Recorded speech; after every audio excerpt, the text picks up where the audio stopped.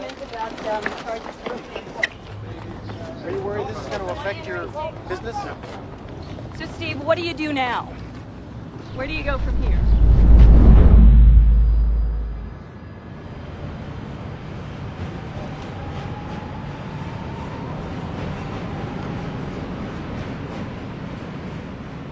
So what do I want to say? You know, it's always about the shoes. And it's still about the shoes. It's about the shoes. And I love the shoe business. And look who's here. Steve Madden. Today, he's the force behind a multi-billion-dollar brand. I like your shoes. You should. You made them.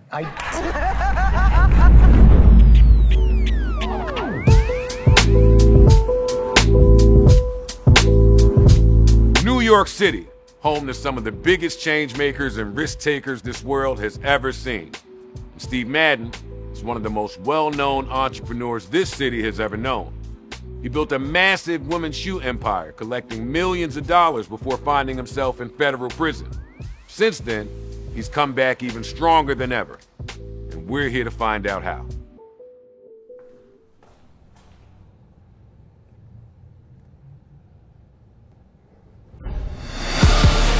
As I evolved from a rapper to a podcaster, I've interviewed hundreds of interesting artists, tastemakers, and figures within the music industry. The more knowledge I gained, the more I was eager to learn. My interests have grown far beyond the music industry these days. And there are endless amounts of unique people in the world with extraordinary stories to tell and knowledge that only they can share. This is Humans.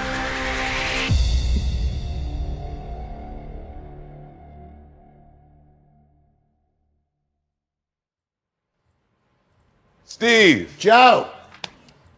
How you doing, man? It's good to see you. Same. Good to be here. Thanks for having me. Yeah. So here we go. My first question for you. Yes, sir. Why women's shoes? Yeah.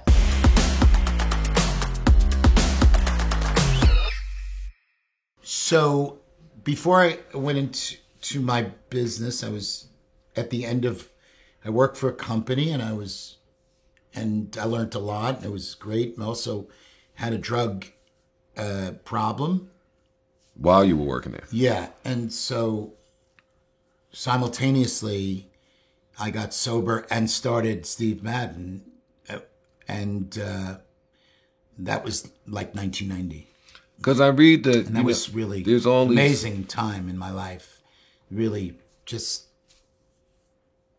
amazing, you know, to be able to do those things. I read something that said Steve Madden started his business with $1,100. Mm-hmm. And you read that about wealthy entrepreneurs such as yourself, and you think, oh, shut up. Yeah. No, you didn't. Tell the truth. I did. I really did. And it was a circumstance where I had, two older guys, these old Italian guys, had this factory in Brooklyn. And they said, look, we'll make the shoes, you just design them and sell them. And we'll make them and it'll be our business and we'll just pay you a commission. So that's how I kind of started. Yeah, that's the juicy stuff. You know, that's how I started. So I started with $1,100, put it in the bank, went into business, and that's really the truth. It was $1,100. It was in the Atlantic Bank of New York on 35th Street and 6th Avenue. I opened an account. It's a Greek bank, actually. And can I ask what the deal was with the factory? How much the commission was? It was 10%. I said, okay, your business, you own it. We're going to call it Steve Madden. You ship $100,000. I want $10,000. No questions asked. I want 10%, everything. I want it on Friday. No story. And so what happened was it became a little successful. I took all the money. I made all the money. They went out of business. And then I opened my own factory. I don't mean to be so cold-blooded, but that's more or less what happened. That doesn't sound cold-blooded to me. You know, that's sort of what happened. And then I started and then... Well, how'd they go out of business? Well, because I made all the money. But you only got 10%, right? Yeah, but 10% was the profit. So, you know. All right, so they're out of here. There we go. They're out. All right, so they're out of here. Fellas. They're in heaven now. But... Do you still speak to them? I don't. Well, they're gone. You know, they're dead. It was a long time. You know, it was 30 years ago. They were old then. Well, rest in peace. But rest in peace. They were wonderful guys. But So the journey is, I'll give you a little. Give it to me. Yeah, I'm going to give it to you. So we started, and, you know, I had a little feel. I was doing some interesting things. You know, it was sort of like, there was nobody that was kind of doing very young shoes. It was all like old guys. You know what I mean? And so I sort of came along, and I was sort of, you know, young guy with young ideas, irreverent, you know, and I was able to make, you know, a little noise. I got a job in high school, you know, and it was women's shoes. It was mostly women's shoes. There were some men's shoes too. But yeah, women's shoes. And then you get to meet women. You meet women, you sell shoes. It's a good job for a young man. Well, how about this? Yeah. If you never sold women's shoes, what do you think you'd be doing? Oh my God, that's such a good question. God, you know, I wanted to be, you know, in show business, but I didn't want to be an actor. I wanted to be in the business. I always identified with that, sort of putting together something creative. I always sort of identified with that, like the whole package. I'm sort of like an executive producer now, and I'm always, you know, I used to read books as a kid about the making of movies, and I remember reading about the guy that created Gone with the Wind, and his name was David Selznick. Okay. Okay, and you know, he didn't direct it, he didn't write it, he didn't act in it, but he put it together. He made it. It was his baby. He created the whole package. And so I always identified with that. That's what I wanted to do. And so I started off making shoes, but that's sort of the way I drive my business today. That's you know? fascinating. Yeah. I want to hear about the household as a child. Oh, God. I do. I have to put the pieces together. Yep. Yeah. Mom, dad, siblings. Who was bad? Who was good? God. Who fought who? It was a normal childhood. I mean, very much, you know, of their time. My parents they were a little older than me. I mean, everybody's parents are older than them, but they were a lot older than me. So they come from like sort of this depression. They were scarred by the depression. You know, my mother was a little girl in the depression, and my father was a teenager or whatever. And, you know, they were scarred because it was a bad, you know, it was a bad time in America. And I don't know if they teach enough about it, but there was no jobs and everybody was doing bad. And so your parents took a hit. They were very poor, and so I was raised with that kind of sort of thing hanging over my head, you know, about being poor, and so very scared and very fearful about money, and also motivated to make money. So it was that kind of thing. I suppose you'd have to speak to people of sort of my contemporaries, and maybe guys older than me, because my parents were a little older, but we were scarred by that. And so a lot of those principles I took into my business, which is like a fear of inventory. And, you know, like I would panic if I had like 20 cases too much of a shoe, you know, and also that is seeped into the culture of my business, you know, because I taught all the people that work for me, that are running businesses today for me, they have that same, you know, ethos. I got to use another word besides ethos, but I like that word, you know what I mean. But I get it. You know, that sort of principle of a business. And so we are a very conservative, you know, business today because of those things that come from the Depression. You know, I wrote a book about all this stuff, about having attention deficit disorder and, you know, being distracted all the time and, you know, and getting high and being, you know, rambunctious and all that stuff as a kid. You know, I always had like a little, you know, fire in my pants, you know, Attention deficit disorder, Yeah. but amazing attention to detail. Well, actually, yeah. I mean, but you're able to do, as an entrepreneur with an ADD, you're able to, have like 6 conversations at once. You're able, because your mind is going like this. That's very good for that, but it's not good for other things. Got it. So there's pro and con with it. And it's a gift in a way to be able to do all that. It's kind of like, it's kind of like watching TV, watching a bunch of channels at once, watching 3-4 things at once. You could, but also there's the other side of that, which is, it's very frustrating, losing things, losing your temper, very tough on relationships. I don't know why we're getting into that right away. No, we'll get into it more. Yeah. No, but I mean, I always like to say that it's a pro and con thing. And most kids actually today, they take medication for it. It's a big deal. Most of the people, a lot of kids. Do you think that's necessary? It's a great question. Because I'm dealing with that actually with my son right now. So my son he's got terrible ADD. He's a great kid. He's, real teenage boy, 15 years old, loves to play ball, loves hip hop, loves girls, whatever. But he's very sloppy, can't focus, messy, distracted. There's a lot of like little things with ADD. They kind of hit you a lot. They do all this like stuff. They have all this weird shit, So they give this medication. It's either Ritalin or Adderall. There's a lot of medications, but Adderall. There's actually a shortage of Adderall. Did you hear that? Did anybody hear that? I heard about it when I was on it. Oh, you did? Were you on it? Yes. That's so funny. So self-prescribed. Amazing. Yeah. Yes, I did that with cocaine. I thought that would help. I mean, it didn't.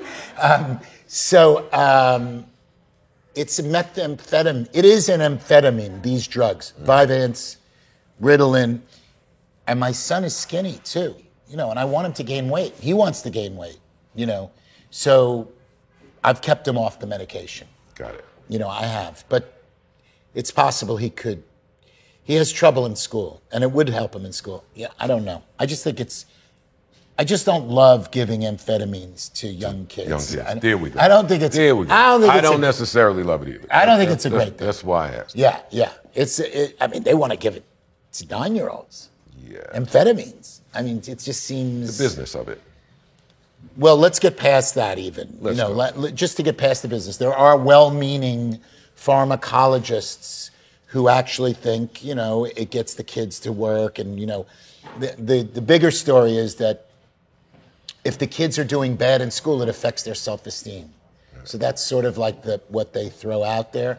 I'd rather my son gain weight and get a C, to be honest with you. I get it. I was a terrible student. I had no discipline. Were you that way before you got there? I took drugs all the time. What do you want me to? Just didn't have a chance. It was that ADD thing also, I just didn't have a chance. I went to school at 18 and I was just like this, like a wild dog running the streets. Slow down. There's something in here. Okay, go ahead. Let's do it. You had ADHD. Yes, sir. And your family knew you had ADHD. Well, no, in those days, we didn't know about that. That was the 70s. It wasn't a big deal then. It was just a wild, lazy, sloppy, rambunctious kid. Nobody talked about attention deficit disorder. That sort of came out in the 80s. I remember somebody gave me a book called Driven to Distraction. I think it was even 1990. That was the name of the book. And I read it like it talked about attention deficit disorder.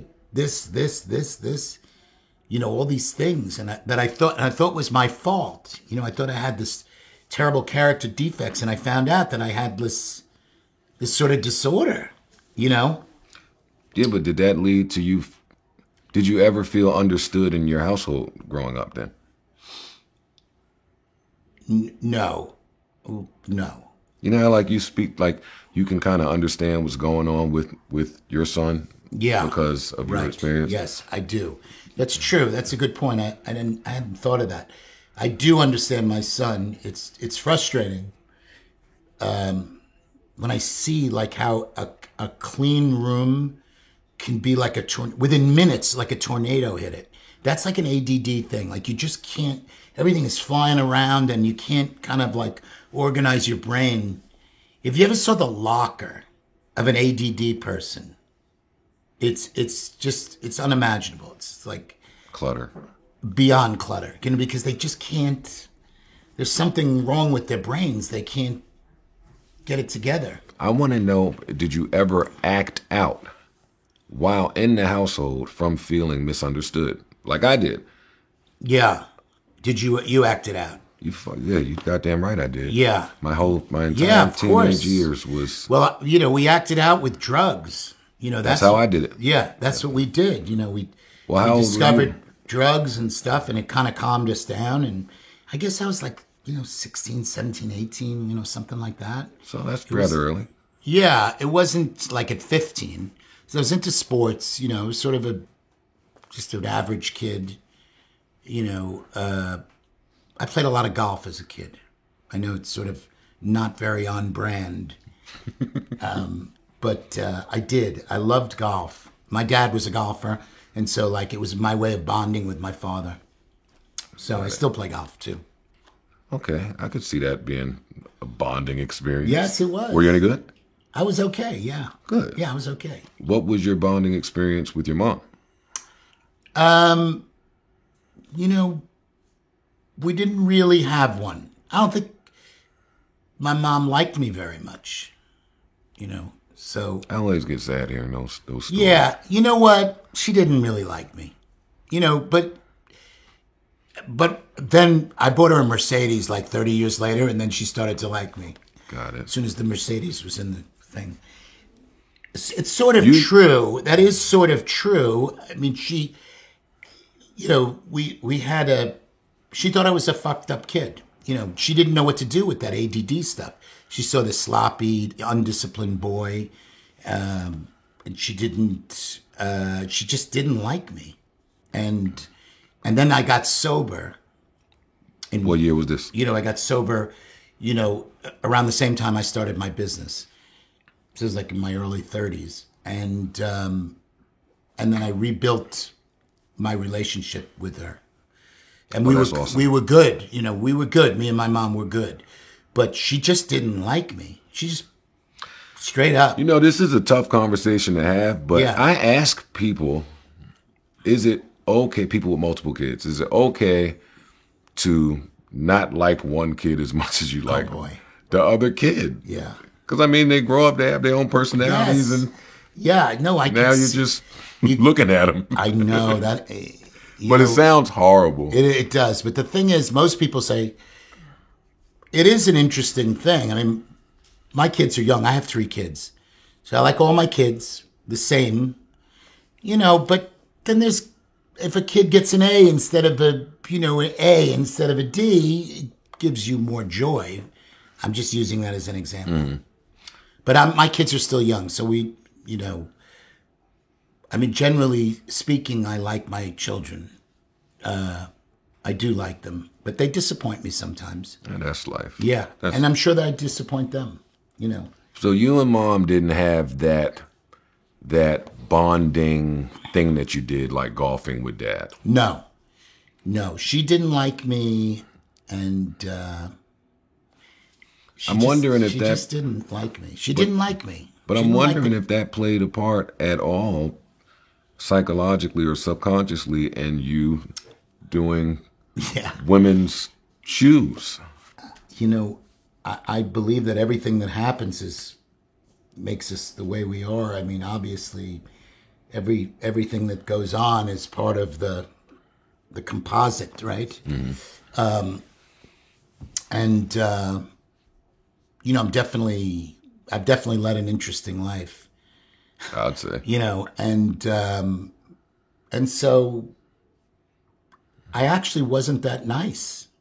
You know, even though it hurts that maybe my mother didn't really like me, but I also wasn't so terrific. I mean, That's accountability. Yeah. I mean, I look back on it, I didn't give her a lot of, joy. As if my father was a little bit more understanding of being a boy, maybe, perhaps. I don't know. We had golf and, sports. We could watch a baseball game together. It was different, Mm-hmm. But I did get okay with my mom. Good. I did. I have great, memories of her, respect her. And I mean, she died like at 91. She died 9 years ago. And we were cool at the end. We were cool the last 20 years. Good, thank God. Yeah, Great. yeah. So let's speed up and get back to college. Yes. I never went to college. Yeah. Tell me how you. I never went to college either. Tell me how even you. though I was in college. How'd you jack it all up? I only went for a year.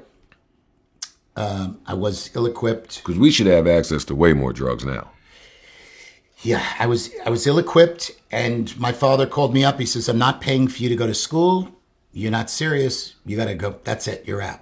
And it was great what he did, because I went to work in a shoe store, and I learned the shoe business. So you were there for how long?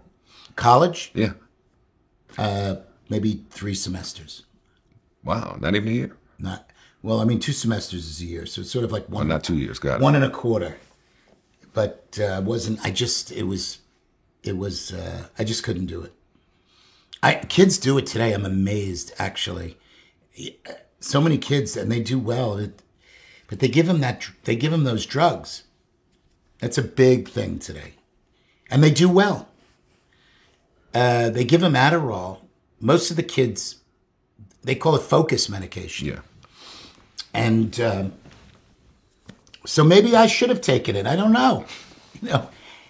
I mean, there was this movie with Bradley Cooper. It was called Limitless. Love that movie. Yeah, and it's like that movie. These kids are taking this drug and they're doing well. I mean, I don't know any. I swear to God, I don't know. I haven't met any young females in college that are not on that medication, that focus. Adderall, yeah, or whatever it is, Vyvanse or whatever. It's really crazy. I always wanted to speak to somebody with Quaalude experience. Oh my God, yes. I did. I asked my dad. Right guy. I asked my dad about him. Yeah, that wasn't his drug of choice. Yeah. He didn't know much. I only hear stories about him from Quincy Jones interviews and things. Yeah, Quincy took Ludes, huh? He said he had experience I'm being sure around people that took Ludes. It was a big deal. Tell me about for it. people my age. What year did y'all find Quaaludes? Okay, yes, good question. I tried to talk about Ludes in my documentary. I made a documentary because it's so much. I would say it is the quintessential baby boomer drug, which you are not a baby boomer. So baby boomers are anybody born between 1945 and 1965. That's the definition of a baby boomer. Okay. It's a big... It's my mom and them. Big, wide swath. And so those are the people that took Quaaludes. 49, so that's all you... 65. So whenever you got to do when you get a guest, say when you were born, if they're in those years, you give them the Quaalude question. How did you purchase Quaaludes? Okay. How were they packaged? It was... Okay, first of all... Were you able to buy them in bulk? We went to doctors. They were doctors. That's how we got them. Of course, there were dealers, but we would go to and get prescriptions for Quaaludes. So the same way they do with Percocets today? Yes, it was very similar. Yes, it was. And you go to the doctor, and you get the Quaaludes, and you go to the pharmacy, and it was really an amazing experience. Wait, how many come in a bottle? Well, it depends how many you got. You could get 25, or whatever. So if I have 25 and I want to sell one, what does one go for at this time? Well, I would say probably $10 maybe those days. Oh my Lord. Maybe $10. I think now, well, I don't know if anybody does them anymore. No, they're not available. They're not available. They're off of the market. No, there's some, thanks to you guys. Yeah. They're really. Yeah, we couldn't get them. We couldn't get them anymore. Oh my God. Well, I've heard people talk about ecstasy, which is your generation. Ecstasy, Molly is my generation. Yeah, that's your generation. So I never did that. But I heard nothing compares to a Quaalude. And I'm not condoning drug usage. We are not condoning drug use, but we are talking about them in an objective way. And it's so funny. In an objective in way. prison, I was with ecstasy dealers. And I was like, come over here. Tell me about ecstasy. Wow. Tell me about it. Come on in here. Tell me about it. What was it like? So it does sound a little similar. Ecstasy, you were sensitive to touch. It made you a little lusty. It made you lusty. Oh man, plenty of lust. So Very all right, let me tell you the lusty. thing about lewds. It wasn't so much lusty, although it was that you loved everyone. Oh, that's Molly. You loved, and like if you took the lewd, it wasn't that you wanted to sleep with them. You wanted to be their best friend. It was that. You wanted to be, and ultimately sleep with them maybe, but bigger than sleeping with them is you wanted to be best friends, and you just loved them, and you like, I really want to, I really like you, and like that was like that. It was crazy. Man, maybe it was like that for don't me. give me the publicist Quaalude version. No, that's what it was. I'm telling you. What did it really do? I am telling you that's what it was for me. It wasn't the lusty thing, although you ended up in some situations that were embarrassing for sure. People did that. I would say that if you were with a woman and you had no intention, she was your friend, and you had no intention of ever sleeping with her, if you took a Quaalude together, by 3:00 that afternoon, you'd be in bed together. It was like that. It was that kind of thing, but it was more... Because we only hear stories of it acting as like a date rape. No, it wasn't. Drug, And like- it wasn't that as much as this euphoria. This euphoria that came over you. This feeling, oh my God. And was it... It was so terrible because, you could really get in trouble with it. I mean, you really could because it felt so good. The depiction of Quaaludes and the usage of in the movie Wolf of Wall Street. Yeah. Was that exaggerated? No, it wasn't. For the sake of the movie? Those guys, so that was later, right? So we're talking about the early 90s. And there was somebody on Long Island that was making what they call bootlegs. They called them... What happens to They call them bootlegs. And they were making the Quaalude for these guys. And they were buying the shit out of them. And there was like... By that time, I was sober. So I never got to take them. But these guys they were like off on a run, my guys over there. Mm. And it was like the 70s revisited, again. And it was just, I don't know what the thing, it's the drug thing, Was man, was I gotta tell you, it was crazy. It was just crazy. How was it being sober in that environment? Well, I gotta tell you, so we used to have, so I went to the University of Miami, and then Wednesday night was disco night.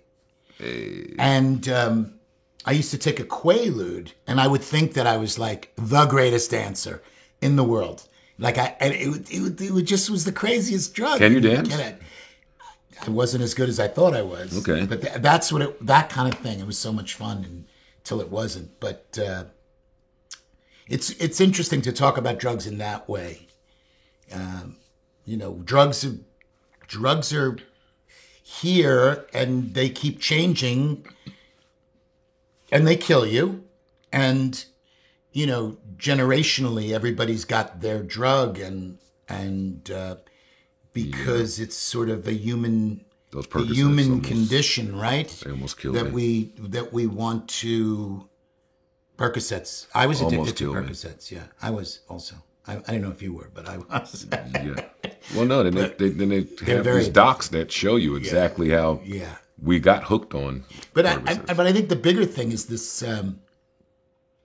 you know, the human condition and us trying to anesthetize ourselves and not feel, you know, self-medicate. Yeah, and because feelings can be so real and so uncomfortable, and so, you know, that's why we have bars on every corner, right? Yeah. And so it's an interesting thing. So it's very counterintuitive for me to be sober. Yeah, and congrats. Thank you. All right, take me to 88. Take you to 88. Let's go to 88 now. 1988. Where do you want to go? Which year would you? I want to get to like right. a TV show where we go to the year. Yeah, I want to get right before 91. Before what? 1991 is when you started your. Yeah, my company. Right. Yeah. Now you sold shoes out the trunk of your car. Yeah. Yes. Speak to me about the spirit of New York in the 80s and what it. So I started in 1990. In the 80s, I worked for a shoe company, and then I went on my own in 1990. And 90 is when 1990. Yeah. The 90 was the era. It was very sort of Gen X. There was a whole culture around that. I think like alternative music was very much a part of that. And hip hop, I suppose. You know, I know you're a hip hop guy. Definitely. I'm a music guy. You're a music guy. I love all music. Yeah. I'm obsessed with Suge Knight. Why? I never met him. I want to meet. Did you ever meet him? I met Suge. You met Suge Knight? Yeah, a few times. Oh, that's amazing. Yes. Wasn't somebody everyone was in a rush to go meet. I know that. I'm interested in that. And I'm also interested in, I want to meet Master P. Did you ever meet Master P? I've met Master P, amazing guy. Yes, I look up to, I really admire Master P a lot. What he did is so, and also, you know, I was in prison with some guys from the project that he was from. Okay. It was called the Calio Projects in New Orleans, which is really, really tough project. And, you know, just where he comes from is just, it's amazing what he did with his business and everything. I'm learning about projects from Steve Madden. Yes, I think that. Yes. But you love hip hop. I do like hip hop. I like all kind of music, though. I mean, I do like hip hop. I discovered hip hop in prison. When I went to prison, some of the black guys turned me on to it, and you know, I listened to Southern hip hop. Got it. Which is like T.I. and all those, you know, those guys. That's what we heard down there because I was in the South. You did your time in Florida. Yeah, so we listened to a lot of that, and I remember, you know, that sort of like that whole Atlanta, and then Trick Daddy and all that stuff, and you know, and I would listen. T.I., I remember, I really liked it, and then I got to meet T.I. when I got out of prison, and hung out with him. I went to a party with him, and we had such a good time. We went to one of those, what was that magazine? Maxim. We went to a Maxim party. I've gone to Maxim parties. Yes, me and T.I. went to a Maxim party with Irv Gotti, and we smoked cigars, and I pretended I was Suge Knight. But Suge Knight was not at the party because I think he ran over someone like a week before and killed them.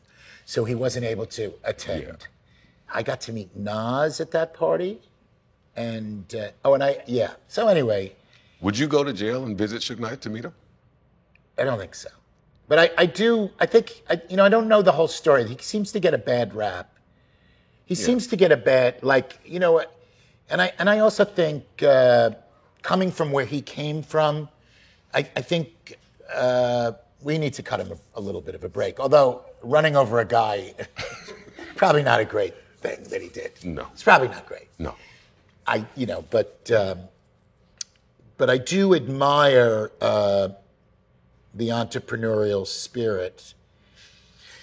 And I don't really know all the entrepreneurs. Yeah. As an entrepreneur, I admire him. I don't know all the stuff. I really don't know all the stories. But that's what I'm asking. Like in the 90s, in 91, I'm 11 years old. Right.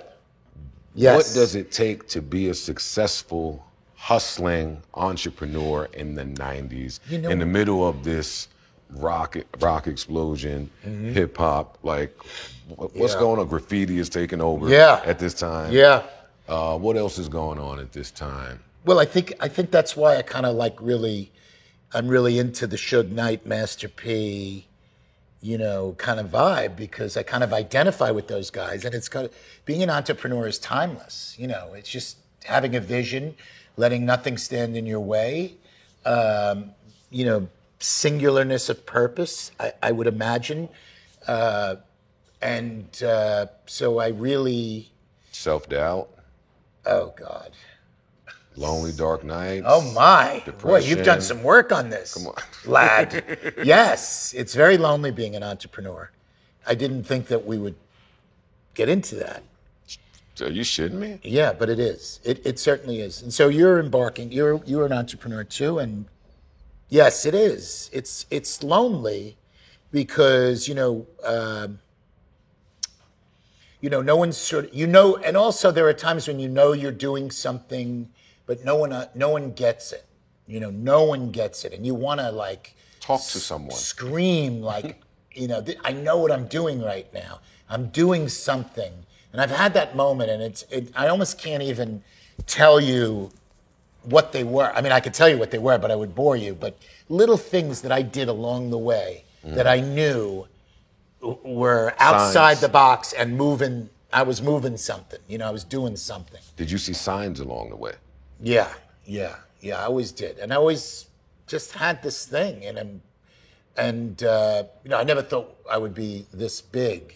I never thought. And there's luck too. I have to say, I got very lucky,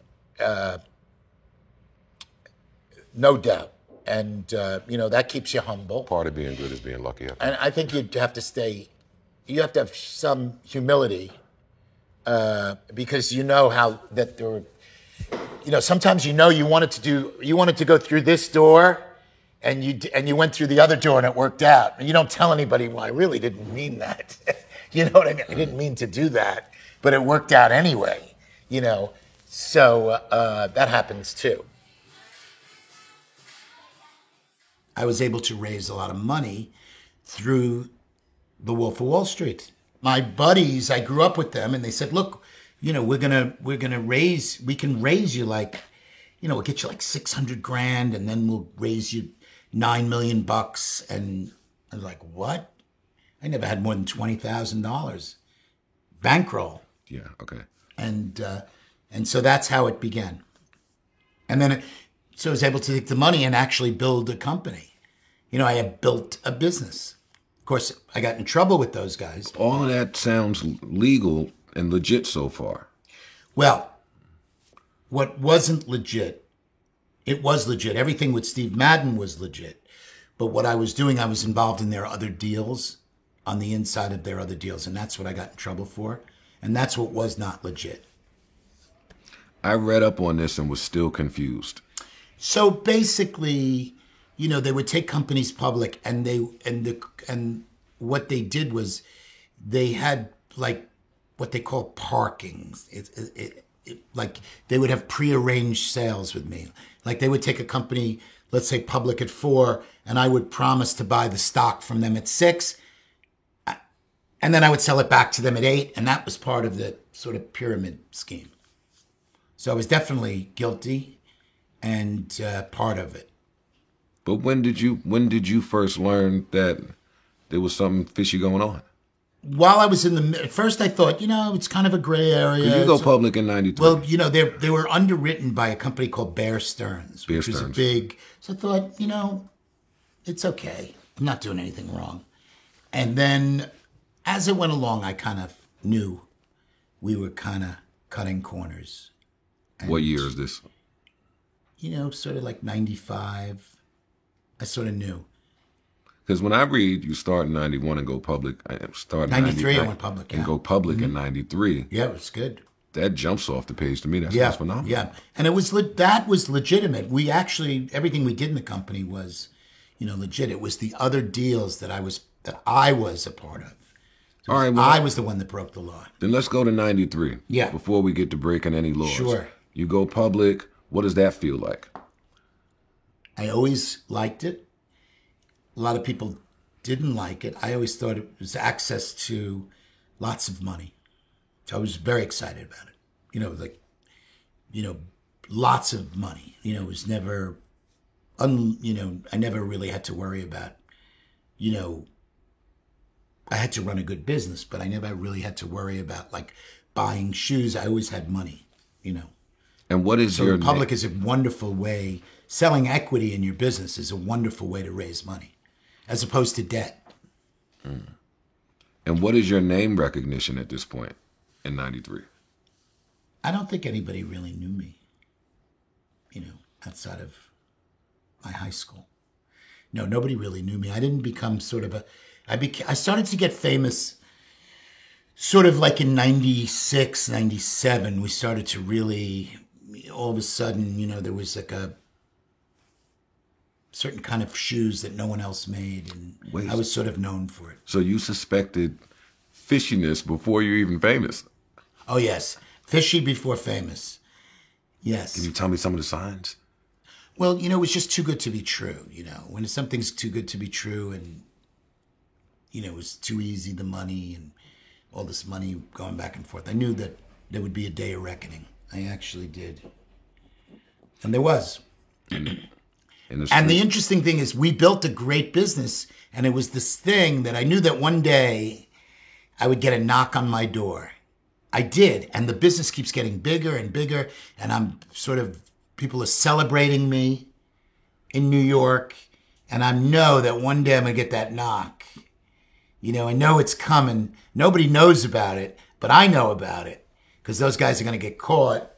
So it's kind of like, sort of like the movie Les Miserables. Sort of very similar, sort of story with, he was this, the mayor of this great town in France.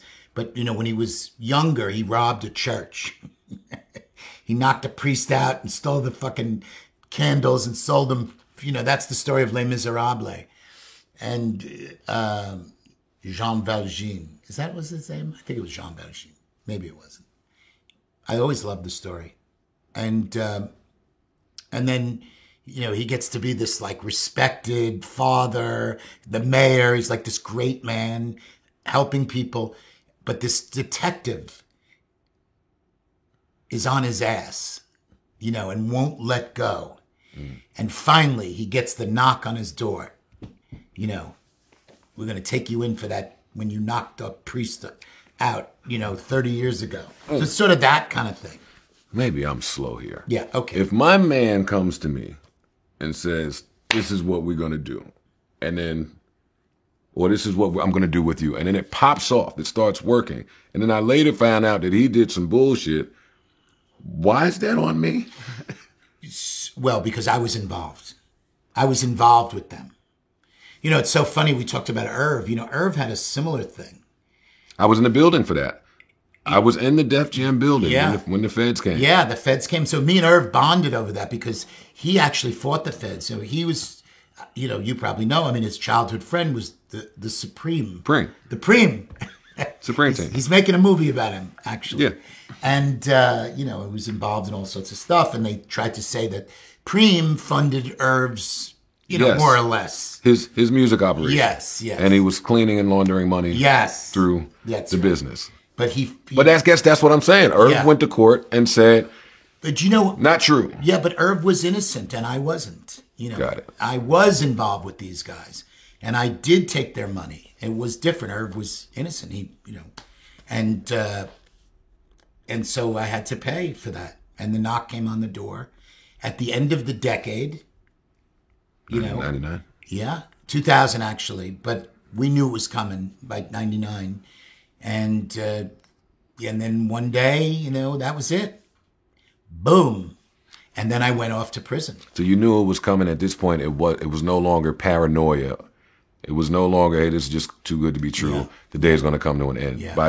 At this point, there's signs that any day now. Yes. But in the meantime, I'm still making, throughout the 90s, I'm making great shoes and stores opening. Stores, and it was great. all the while this thing is going on, you know. Well, it's kind of scary. What were those signs? And how did you plan, or did you begin to make plans to keep your business running while your day of reckoning came? Yeah, I did. It's very important in the history of the company. You know, I planned. It sounds like it. Well, I got the right people in to hold it down. You know. So there were still people willing to get close to you. Oh yeah, yeah. So your name wasn't so tarnished out here. Well, it wasn't because, you know, but it should have been. You know, I did the wrong thing, and I shouldn't have gotten involved. But it was just, like I said, it started out a certain way and gray area, and then it got into something else, and you know, I do regret it, but. We kept the business separate. We kept making great shoes and kept the same sort of North Star in the company that we have today, actually. So you didn't take a hit? No, we did take a hit. I went away. The stock went down, yada, yada, yada, but we came back. You can't yada, yada, yada this stuff. Yeah, okay. This is big stuff. We actually, you know, I went away. Stock was down. Business was down. I came back 2005, right? I was away for 2.5 years in prison, and we exploded like it was bigger than ever. See, 2.5 years. 2.5 years. For manipulation. Yeah. Seems short. It doesn't it seem seemed like long to me. It doesn't seem like very much time. Damn, it's 3 Christmases. It doesn't seem very long, Steve. You know what? It's a long time. It's a long time. When we hear things like, well, it doesn't sound like, but it is. I assure you. When we hear things like Martha Stewart going away for a few years yeah. for some fancy crime we don't yeah. quite understand. Yeah. Reads a little funny to us. Yeah, I could understand that. I do. It just seems like there would be more time attached to something with. Well, I mean, I thought 2.5 years was a long time. And I think that they give out too much time for everything, you know, and nonviolent crimes. I mean, the drug laws were insane. You got 10 years for 100 plants. That's what I'm getting at. I don't think that's crazy. I don't think it's fair. It isn't fair. It's not fair. Powdered cocaine and crack cocaine has 1,000 times more serious penalty than powdered cocaine. It's racist drug laws, absolutely. But they have changed that. I think they've corrected that. Well, too late. Ooh, that's a conversation for another time. No, but they are, you know, the drug laws are terrible. So how was your jail experience? Like, were you in something with a king size bed? No, Come on, give it to me. There's no such thing. There's no. Were you in something that had the ping pong tables, pool tables, vending machines?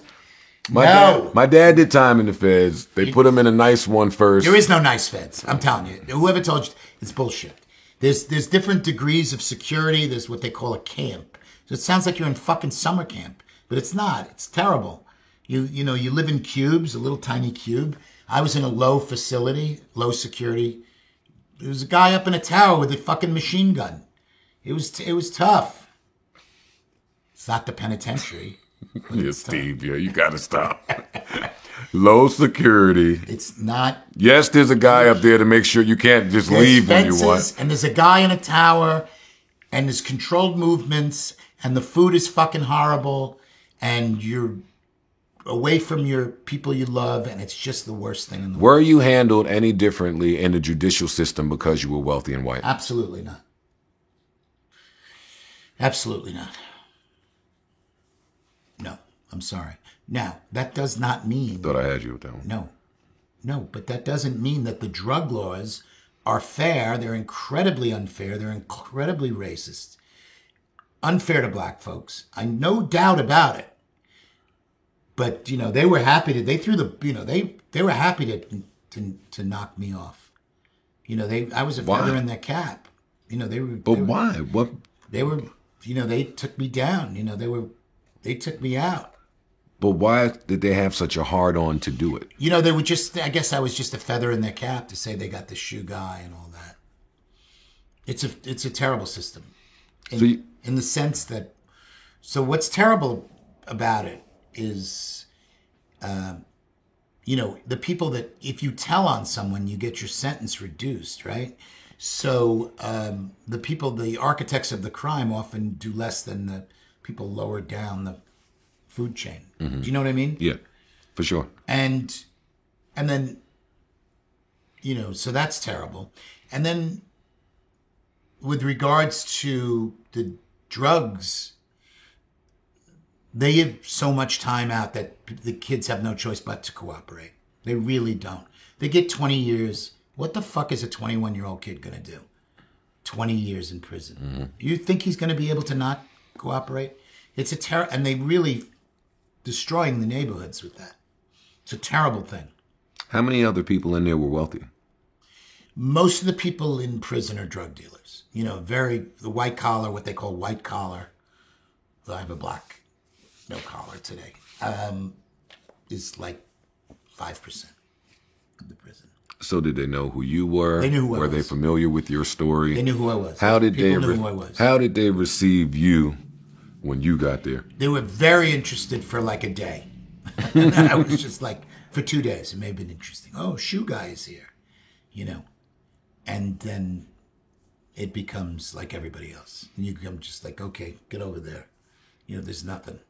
Yeah, but you strike me as a natural networker and relationship builder. So I enjoyed meeting, you know, I had friends, you know, I was very into very much plugged into sort of like the young black guys. I sort of just was such a groove to just watch them fucking roll, you know, everything about them, you know, and, you know, just everything, you know, but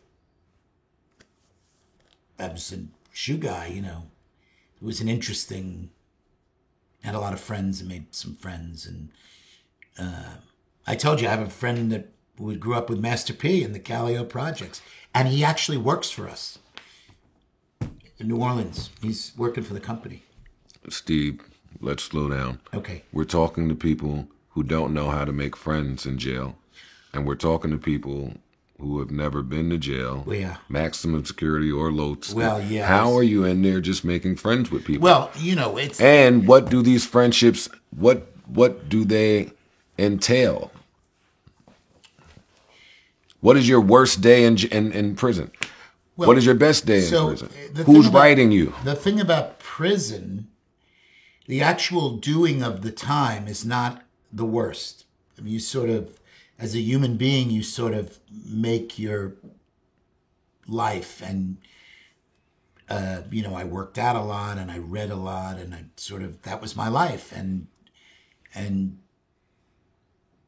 you know, I existed, you know, and, you know, like anything else, you know, you make the best of the situation. And, but what is truly heartbreaking about prison is that you feel like you're missing so much on the outside, like, you know, love and friendship and, you know, whatever it is, and family, and, you know, so it's heartbreaking because people are out there doing stuff and you feel like you're dead. Well, that's you're why I'm asking. You're dead. Nothing's happening.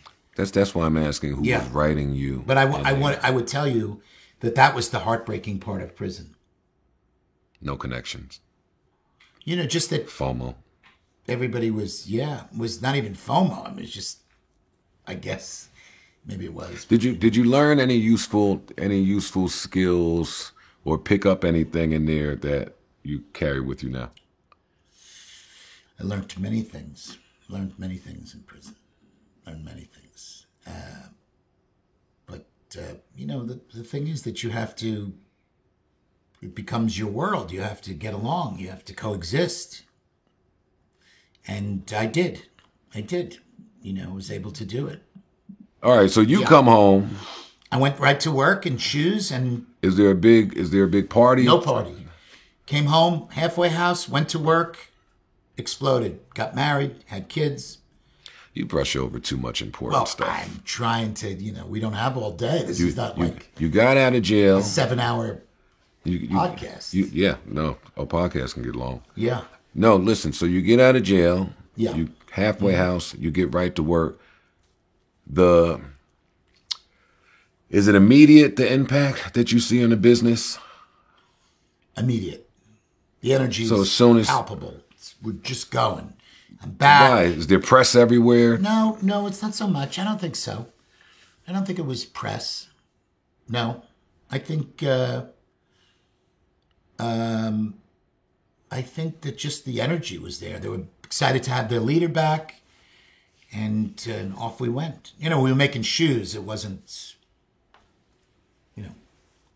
we weren't curing cancer. But I watch these shows like Billions and Succession, right?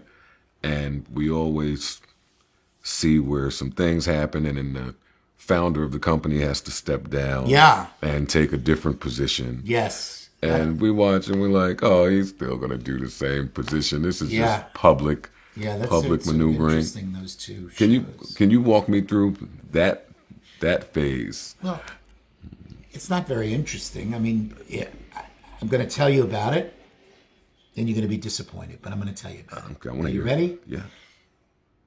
The fact that I had to let go of the business because I was going to prison, right? So I had to put a structure together that it could exist without me. And it actually led to greater things for the company because it became about a bigger thing than me.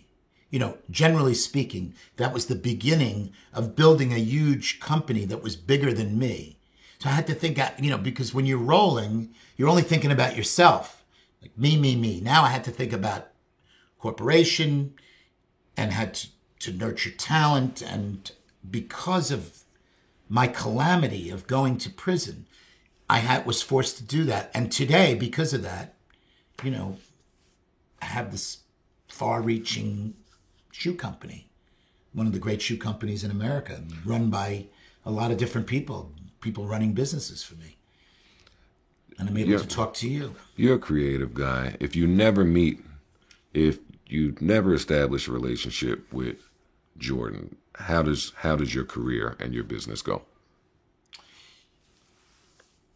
So, I don't know. I mean, Jordan was tremendously influential. Before we kind of broke up, we had a great relationship. And he was so smart, and he helped me so much, and he raised money for me. And he was also like an advisor to me. It's sort of a shame. It sort of got lost. He was so, he was an entrepreneur himself, but he got in trouble but he was great. I don't know if I would be this successful without him.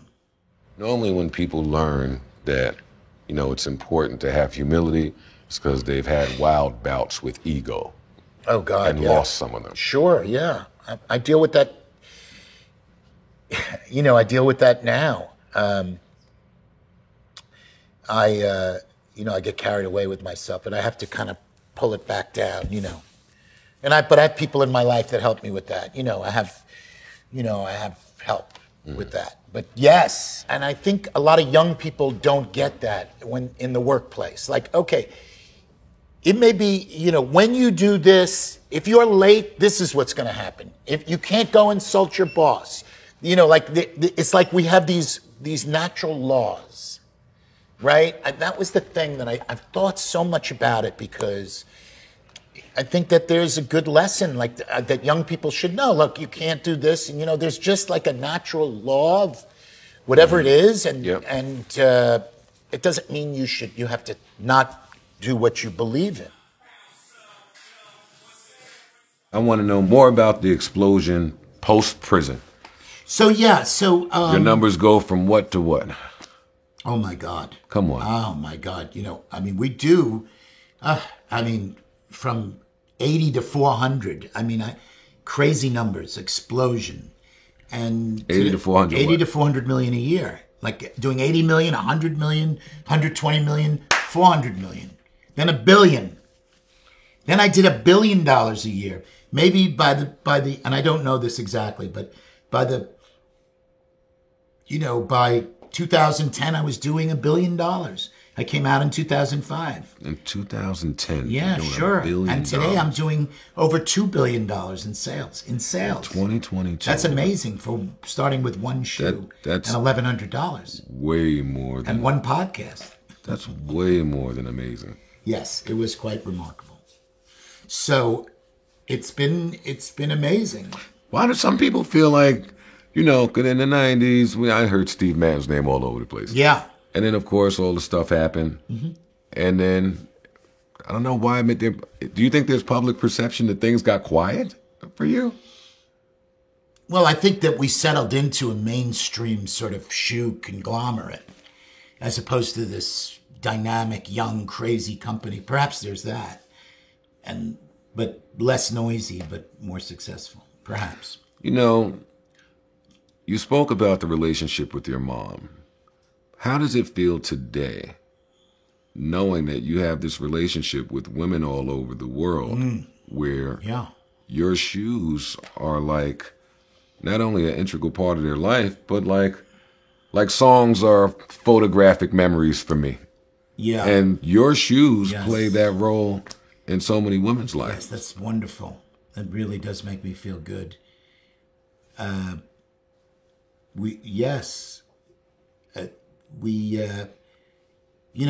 reminded of, there was this, I was just talking about this famous writer in the 19th century named Marcel Proust. And so Proust wrote this thing called Remembrance of Things Past.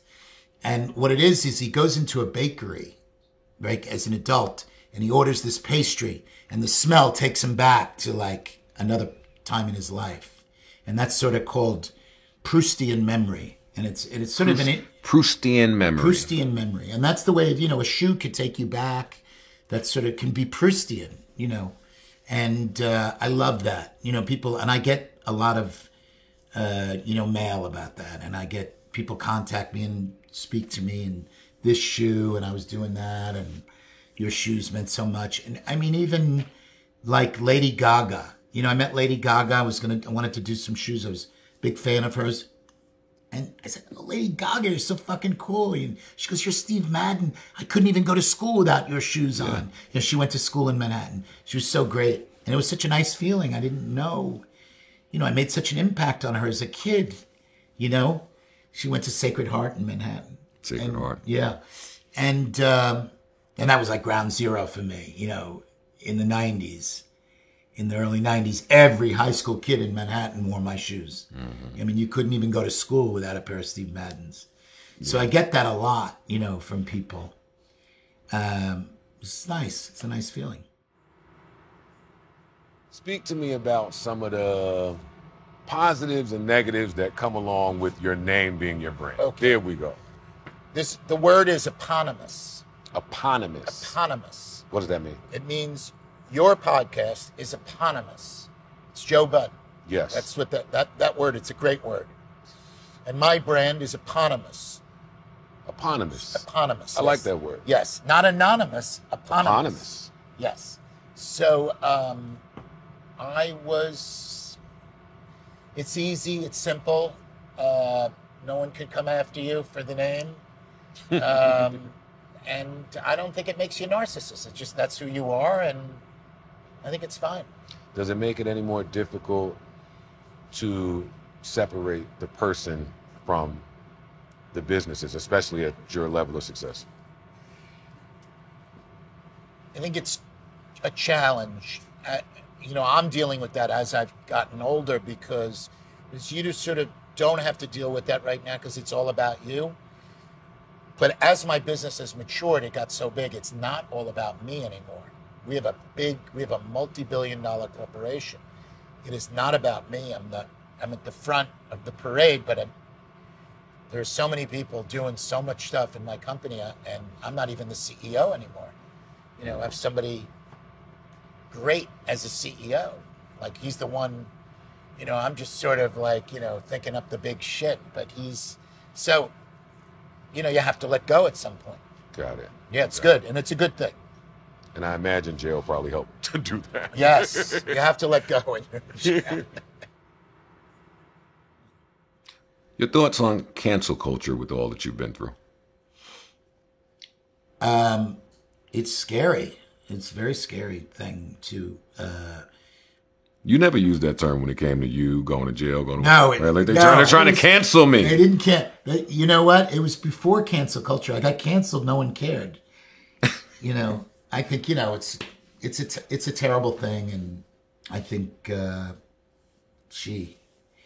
because as we said, you can get canceled on an accusation that's not true. It'd be one thing if you murdered somebody and people said, well, fuck that guy. We don't want to talk to him. Okay. But it could be like an accusation from an ex-girlfriend or an ex-lover or ex-employee or friend. And they say something and then it's terrible. I'm interested in your Kanye take because he's into fashion. Yeah. So did you hear about him being escorted out of the Skechers building? Yeah. Do you think that he'll be able to rebuild his empire after all of this? One, and two. Yes, I think he's enormously talented.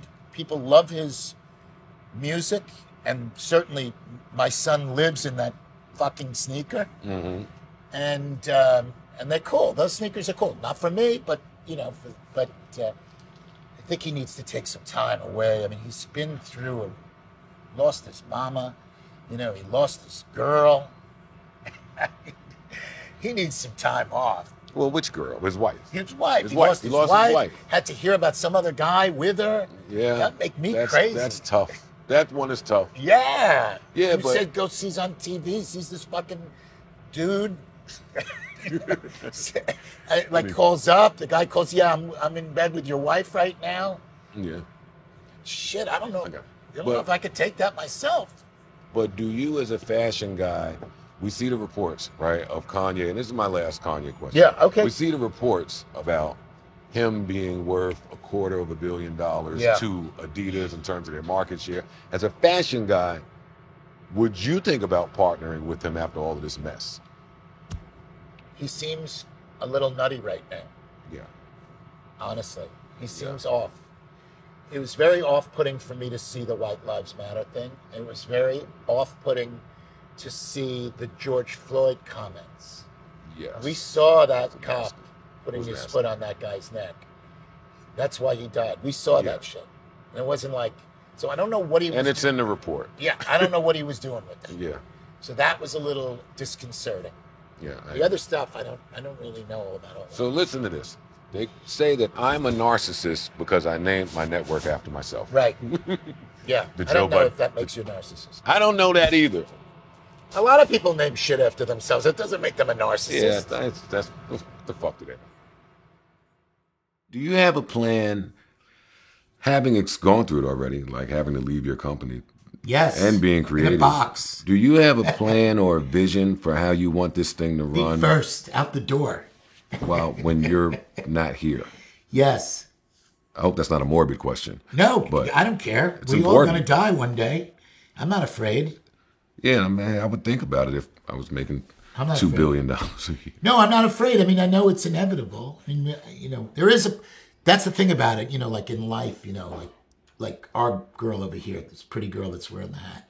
She doesn't think she's going to die, She doesn't. But there is an age where you all of a sudden, and you wake up and you think, whoa, I'm actually going to die one day. I'm telling you, I don't know what the age is, but it's like, you don't think in your 20s, you're just not fucking 42. dying. But you wake up one day and go, oh shit, what the fuck is that going to be like? And then. Are you grooming your kids to take over the business like Dr. Buss? No. My kids, they're not going to. No. I'm trying to teach them some stuff that they can use, when they're 30 and 40 years old. And I want to say that my dad taught me so many things that I wasn't able to use, but that I use today, So sometimes it takes 30 years. You know what I mean? It's not stuff they're going to go out and do. It's like, oh yeah, now I fucking get what he meant. You know what I mean? It's that kind of thing. Mm-hmm. So, what were we talking about? Oh, yeah, dying. Dying. My final question to you. Yes, sir. Would you say you have a foot fetish? Oh, no, I don't. It's not a foot fetish. I just love the idea. How can you not have a foot fetish? I don't have a foot fetish. I like the idea, and I'm, on a serious note, I'm being silly now. Give it to me. But I like the idea of art and commerce. I'm very turned on by the idea that you can create something and then sell it and make money. I am very turned on by that. You know, whether it's, you know, a record or a shoe or, you know, like and whatever create it is. And then that intersection of art and commerce is so interesting to me. Same. Yeah. Interesting to me as well. Yeah. Steve, man, you're amazing. Yeah, Joe, it was Your great. business is amazing. Thank you, buddy. This is awesome. Okay. Thank Good. you. Thank you. All right. Ladies and gentlemen, Steve Madden. Yes. All right.